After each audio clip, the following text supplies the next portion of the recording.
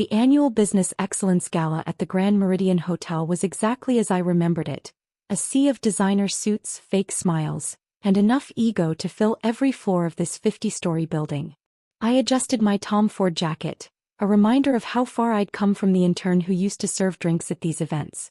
Table 17, Ms. Anderson, the hostess directed me, not recognizing the former coat check girl who'd worked here 5 years ago. I made my way through the crowd, catching snippets of conversations about mergers, acquisitions, and the latest country club memberships. Then I heard it, my brother Michael's distinctive laugh, the same one he'd used when mocking my career choices at every family dinner. "Of course, we're expecting another record quarter," he was saying to a group of admirers at table 16 right next to mine.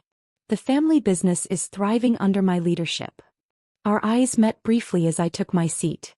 The surprise on his face quickly morphed into that familiar condescending smile. "Well, look who it is. I didn't expect to see you here, sis. Finally landed a stable job." His friends, all junior executives at various family companies, turned to stare. I recognized most of them from business school, where they'd treated me like an amusing curiosity. The Anderson heir who chose to start from the bottom instead of taking her place in the family empire. "Something like that," I replied, taking a sip of water. "Don't be modest," Michael smirked. "Tell them about your interesting career path. How many jobs has it been now?" 6, 7, 8 actually, I corrected him, enjoying the momentary confusion on his face. One of his friends, Thomas Wellington III, leaned forward. 8 jobs in 5 years? That must be some kind of record. I could feel their judgment, their assumption of failure. They didn't understand that each job had been carefully chosen, each move calculated. From intern to analyst, from project manager to department head, I'd learned every aspect of the business world from the ground up. "Speaking of records," Michael continued, loud enough for nearby tables to hear, "Anderson Industries just acquired Pacific Tech Solutions. Dad's thrilled, says it's the biggest deal in company history." I smiled, remembering the email I'd received that morning. Interesting timing bringing that up. "Why's that?" Before I could answer, the lights dimmed. Howard Chin, CEO of Global Innovations, the largest tech conglomerate in Asia, took the stage. Michael's smirk widened. "Good luck getting his attention," he whispered to his friends. "We've been trying to partner with Global Innovations for years." I straightened my jacket as Howard adjusted the microphone. "Good evening, distinguished guests. Tonight is about excellence in business, about recognizing those who understand that true success isn't inherited, it's earned." Michael was still whispering to his group. "She couldn't even keep a job.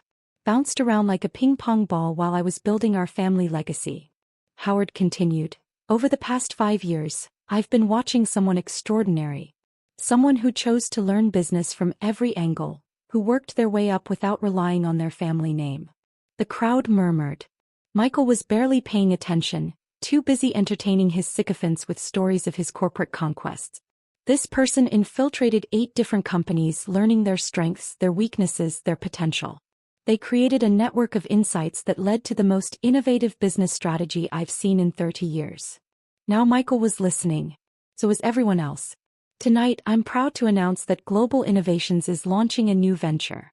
Please welcome your new managing partner, the architect behind our acquisition of Pacific Tech Solutions and the mastermind of our upcoming merger with Anderson Industries, Miss Sarah Anderson." I stood up, enjoying the sound of dropping champagne glasses and shocked gasps. Michael's face had gone from smug to stark white in seconds. "Thank you, Howard," I said, making my way to the stage. "I believe my brother was just discussing the Pacific Tech acquisition. Should I explain who really brokered that deal?" The next 30 minutes were a blur of handshakes, congratulations, and watching my brother try to maintain his composure as Howard Chin explained how I'd orchestrated the biggest business coup of the decade. "You see," Howard told the stunned audience, "while everyone was watching the obvious players, Sarah was building something extraordinary. Each job she took revealed another piece of the puzzle." I stood beside him at the podium, finally able to shed the mask I'd worn for 5 years. The analyst position at Merit Financial showed me which companies were vulnerable. The project management role at Tech Dynamics revealed untapped potential in emerging markets. And yes, Michael, I turned to my brother's table, Even that 3-month stint as a supply chain coordinator taught me exactly what Anderson Industries was doing wrong. The whispers had turned to a steady buzz of conversation. I could see my brother frantically texting, probably trying to reach our father. But the real masterpiece, Howard continued, was how she brought it all together. Pacific Tech Solutions wasn't just another acquisition, it was the key to revolutionizing 3 industries simultaneously. I took the microphone, my voice steady. Starting tomorrow, Global Innovations will begin implementing a new business model that combines traditional manufacturing with cutting-edge technology. And yes, Anderson Industries will be part of it, just not in the way my family expected. The screens behind us lit up with our new organizational chart.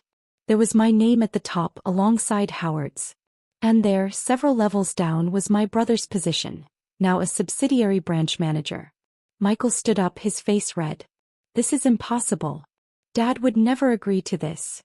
Actually, Howard smiled, he already has.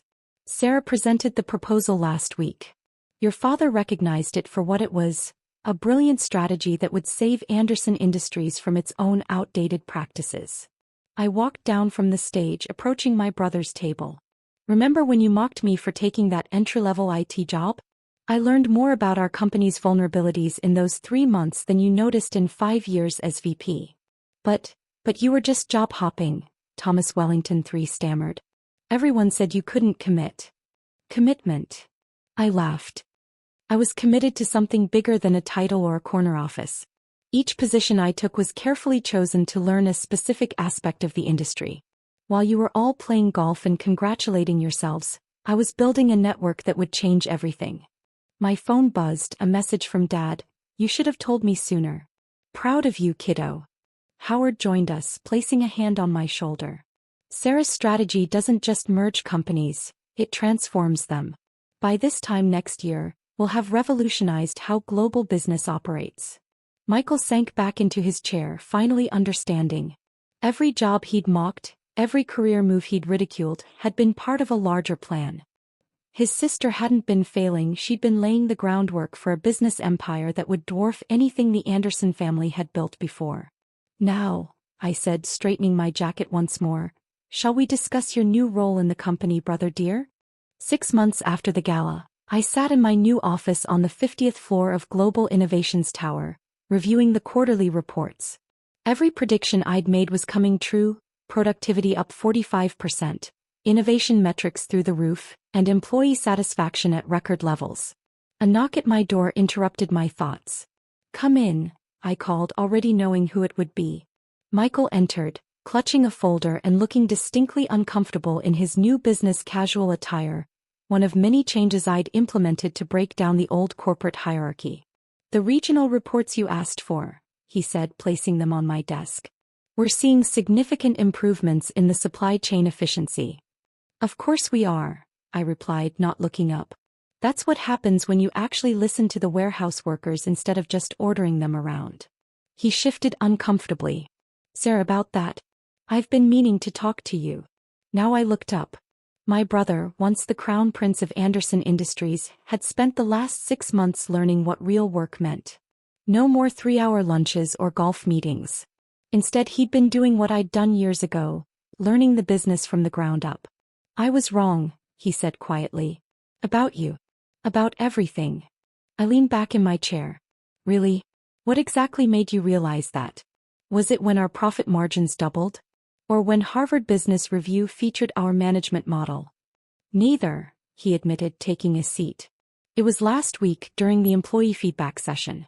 Listening to the junior staff, hearing their ideas, I finally understood what you were trying to teach me all those years. A notification popped up on my screen. Another major corporation requesting to adopt our business model. They were the 5th this month. You know what your biggest mistake was, Michael? It wasn't the arrogance or the laziness. It was assuming that success only looked one way, your way. He nodded, looking out the floor-to-ceiling windows at the city below. How did you do it? Plan all this, I mean. I pulled out an old notebook from my desk drawer, 5 years of observations, strategies and plans, all meticulously documented. While you were bragging about corner offices, I was learning how businesses actually work. Every job taught me something crucial. Like what? The IT job showed me our cybersecurity weaknesses. The HR position revealed talent we were wasting. Even that month I spent in customer service, which you called career suicide, taught me exactly what our clients really needed. My phone buzzed, a message from Howard. Time magazine wants to feature you in their Innovators Who Changed Business issue. But here's the real irony, I continued, showing Michael the latest company performance charts. Remember when you said I was just watching from the bottom? Turns out that's exactly where you need to be to see what's broken. He studied the charts, understanding finally dawning. And now, I smiled. Now we're going to do what I planned all along, transform not just our company but the entire way business works. No more old boys clubs, no more inherited positions, no more wasting talent because it doesn't fit the traditional mold. Standing up, I walked to the window. But first, you have a choice to make. What choice? You can either keep learning, keep growing, and be part of what we're building, or you can go back to being what you were, a title without substance. Michael was quiet for a long moment. Finally, he said, I want to learn. Really learn this time. Good, I replied, handing him a new folder. Because starting next week, you're going back to entry level. What? He sputtered. But You've spent 6 months doing what was asked of you. Now it's time to really understand why each role matters. Just like I did. As he left my office, looking shell-shocked but determined, my assistant entered with the latest news. Our model was being taught at top business schools worldwide. I smiled, remembering that night at the gala when everything changed. Success wasn't just about proving them wrong, it was about showing there was a better way to be right. My phone buzzed again. Dad requesting a dinner meeting. Proud doesn't begin to cover it, his message read. You didn't just change the company.